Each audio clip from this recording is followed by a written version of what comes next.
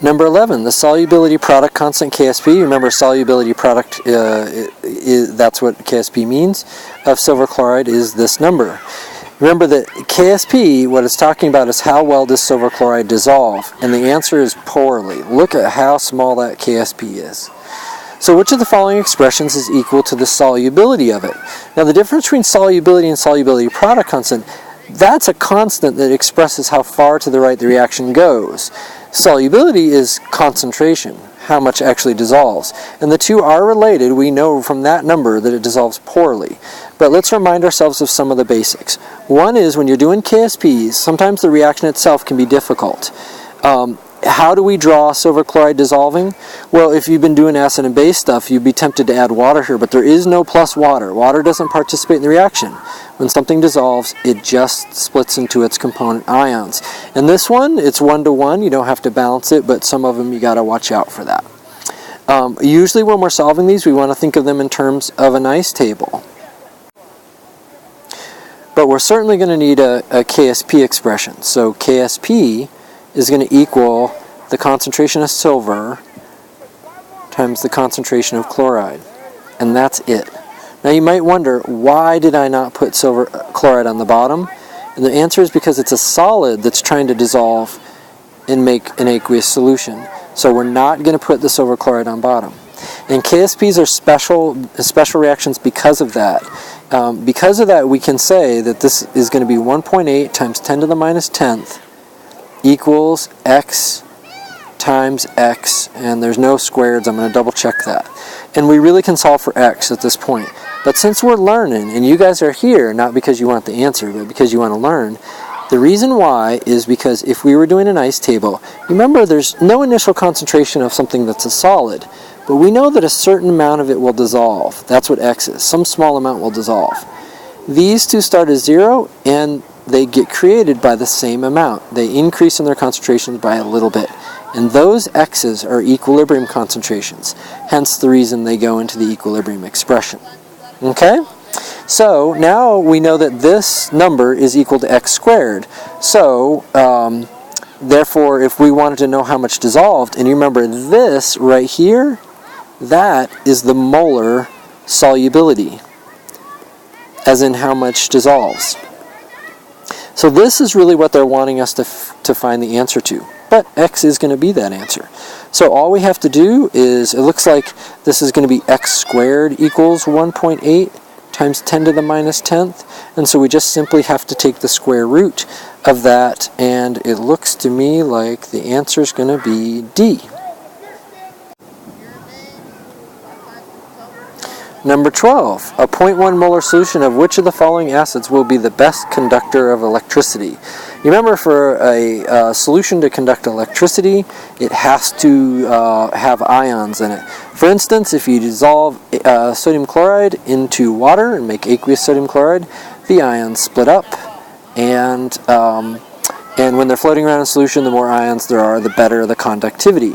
If you had, for instance, MgCl2, that would split up into Mg plus 2 and Cl minus. You notice it's going to create 3 ions versus 2. And so the more ions we have in solution, the better. Now, you can imagine, let's look at A here. A is unlikely to produce many ions. It will produce some, but you remember that with acids you need to ask yourself, is it strong or weak? And this is not one of our 7 strong acids, so it's weak, so it's not going to split up much. Same argument more or less goes for that. It's an acid that's weak. It's also covalent. That's another weak acid. And the last one is definitely our only strong acid in this entire group. So I'm betting D is going to be the answer because it will split into H plus and NO3 minus. Number 13, which of the following expressions is equal to the KSP of silver carbonate there?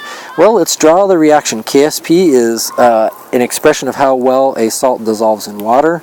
And as we mentioned in the earlier one, the mistake people make is when they're trying to draw the reaction is they want to add water. No water here. This is not an acid-base reaction. It's a solid attempting to dissolve. So it's going to make silver plus 1 and carbonate minus 2. Now, as you can imagine here, I haven't balanced this equation, so we got to get our 2 of those, and there's only 1 carbonate, and now the expression hopefully is becoming a whole bunch easier. And they didn't try to trick you too much. You notice that in none of the expressions does it have silver carbonate in here, and that's because it's a solid. So it's only going to be these 2 things, but of course you're going to have to remember to square the silver, so that gets rid of A and B, and you're going to have to, well, there's nothing squared there, so that gets rid of D. So it looks like C is going to have the correct KSP expression. Number 14, if the solubility of barium fluoride is equal to X, which of the following expressions is equal to the solubility product KSP for barium fluoride? So, you know, whenever I get stumped about an equilibrium problem, it's always best to use your 2 tools. One of them is a KSP expression, and the other is an ice table. So let's get our KSP expression straight first. This is a KSP, so it's the dissolving of barium fluoride, and it's solid barium fluoride splitting into its ions, and I would definitely want to put that 2 in there to balance the equation. And so my KSP expression is going to be equal to the concentration of barium times the concentration of fluoride, and I got to remember to square that. I'm not going to put the barium fluoride in there because it's a solid, so that's it. And then if we're thinking about the ice table, we remember that we don't worry about the initial concentration of that because it's a solid. We don't even really need to worry about the equilibrium. But the solubility is how much of this dissolves. That's what they were talking about when they said that X is the molar solubility of it. And these are 0, this increases by X, increases by 2X. And there's the trick that if you were getting this one wrong, you might have missed. You got to draw out the reaction in the ice table so that you recognize that that's a 2. Because now when we plug it into our KSP expression, this is going to be X, and this is going to be 2X, and that 2X is squared. Now all we have to do is simplify things. You remember that we're going to say that this is still X, and this is 4X squared. And so then that's going to come down to 4x cubed, and you can see that D is going to be the answer. So you notice the lesson here, if you got this one wrong, is don't be shy. Draw out the KSP expression, the reaction, draw out the ice table, and you can catch those little tricks. Number 15, a beaker contains 50 milliliters of 0.2 molar sodium sulfate. If 50 milliliters of 0.1 solution of barium nitrate is added to the beaker, what will be the final concentration of sulfate ions in solution? You know, this one at first blush, doesn't look to me really like an equilibrium problem. But in any case, a reaction's going on here, and so I drew out the reaction because I don't want to do stoichiometry without a reaction. It's a double displacement, and then we get to this side, and you might wonder, well, are these both aqueous? If they're both aqueous, then obviously all of the sulfate ion is going to be free, and really no reaction would occur. And this one I think is an example of the book's authors don't realize that you're not required to memorize solubility rules anymore. Between the 2 of them, one of the 2 of them is a solid. Which one do you think it is? It's this one. Why can't that one be a solid? Well, it has a 1A element in it, and it's a nitrate. So that one is going to be aqueous, and this one is going to be a solid. Okay, and I should balance the equation while I'm here. Let's see, there's 2 nitrates, and let's see what else. Sulfates are the same, barium's the same, everything else looks the same. Alright, now if we're going to figure out if there's a limiting reagent or anything, we're definitely going to need to have these values in moles. So, let's practice our math without a calculator. Let's start with the barium one first because it looks a little easier to me. So we're talking about multiplying 0.050 liters, because that's 50 milliliters, times 0.1. And so when we do that, the 0.1 is going to make this number slightly smaller, so it's going to come out to be 0.0050. Because if we multiply 0.0050 by the number 1, it wouldn't change. If we multiply it by a smaller number, it's going to get 1 decimal place sort of smaller. So we know our mole amount here is 0.0050 moles. If we do the same thing with the other one, it's going to be 0.050 liters times 0.2. It actually has a relationship. If the one above it times 0.1 is this number, then times 0.2 has got to be double that amount, right? So 0.0100.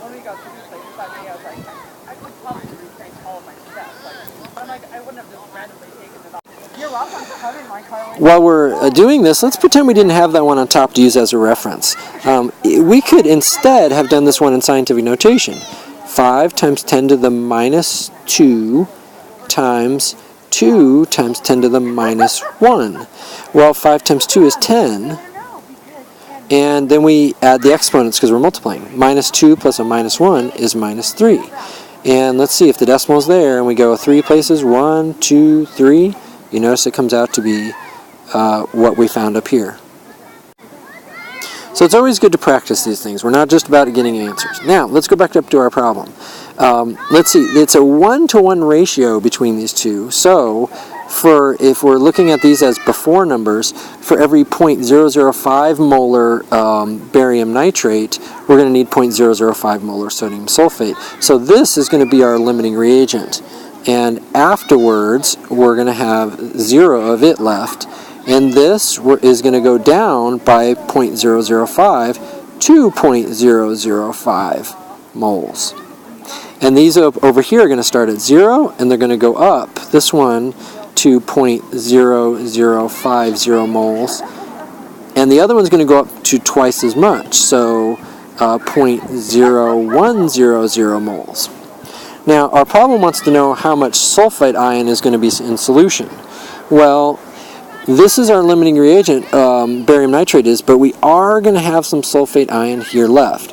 From this one, we're going to have 0.0050 moles of sulfate ion, and there's only one sulfate in that sodium sulfate compound, so we don't have to worry about doubling it or anything.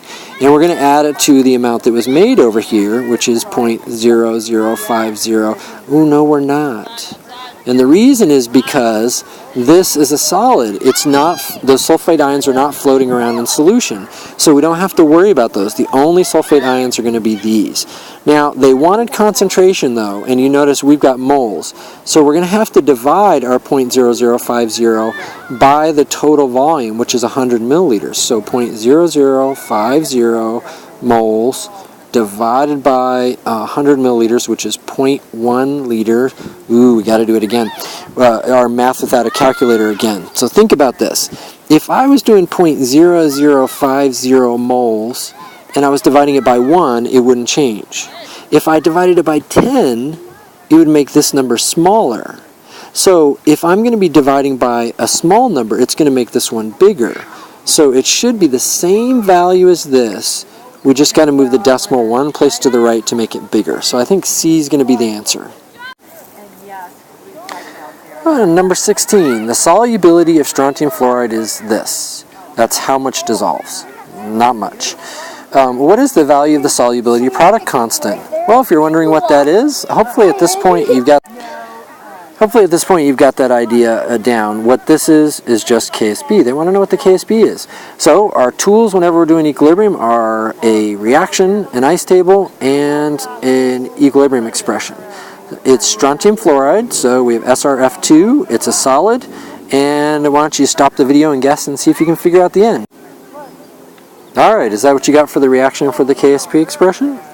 And then we could draw out an ice table. Now we know that an ice when we're drawing out ice tables, we generally they're a little bit easier with KSPs, but this one's not going to be because the stoichiometry is not 1 to 1 to 1 to 1. So here's our ice table. We know that this doesn't matter concentration at the start of the beginning because it's a solid. This is going down by some concentration X, which is our molar solubility. So that is 1 times 10 to the minus third molar. We actually know the concentration of it. These guys over here start at 0. They go up by X, which is the same amount. And so when we draw our equilibrium expression, KSP is going to be equal to, well, X's. I could do X's, but we know what the X's are here. They're all this value. So it's going to be 1 times 10 to the minus third molar times 1 times 10 to the minus third squared. And then we got to do a little bit of math without a calculator. So 1 times 10 to the minus third squared is really 1 times 10 to the minus third times 1 times 10 to the minus third. Well, that we can do. That's not too bad. Well, 1 times 1 is 1. And then we add the exponents, so 10 to the minus sixth. So there we go. We got the squared part done. Now we got to do the other one. And so we're going to multiply it by 1 times 10 to the minus third again. And 1 times 1 is 1. And then we're going to add those exponents together. And we're going to get times 10 to the minus 9. And I don't see that answer in the list. Oh dear.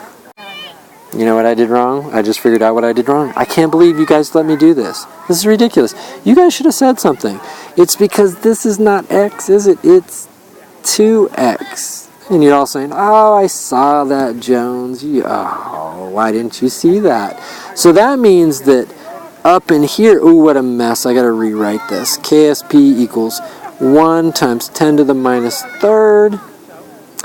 This is going to be twice as much. 2 times 10 to the minus third squared. Oh dear, and I'm running out of room. We need more room. Yeah, I decided I don't have any more room. So you guys are going to have to do this on your piece of paper. But let's see, we're going to do 2 times 2. That's going to be 4 times 10 to the minus sixth when we add those. And then we're going to take that and multiply by that. So then it's going to be 4 times 10 to the minus ninth. I think the answer is going to be D on this one.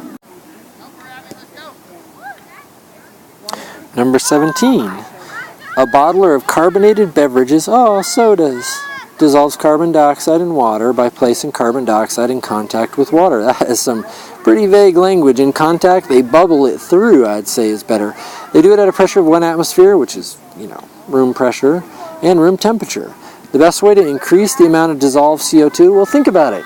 In sodas, because they're talking temperature, in soda, does the CO2 stay dissolved better when it's cold in the refrigerator or warm sitting out a lot? And if you've had a lot of soda experience, if you leave it sitting out warm, it gets flat pretty quickly, which tells you that it would be better for dissolving if it were cold. So we're definitely going to want to decrease the temperature. So that allows us to get rid of A and D.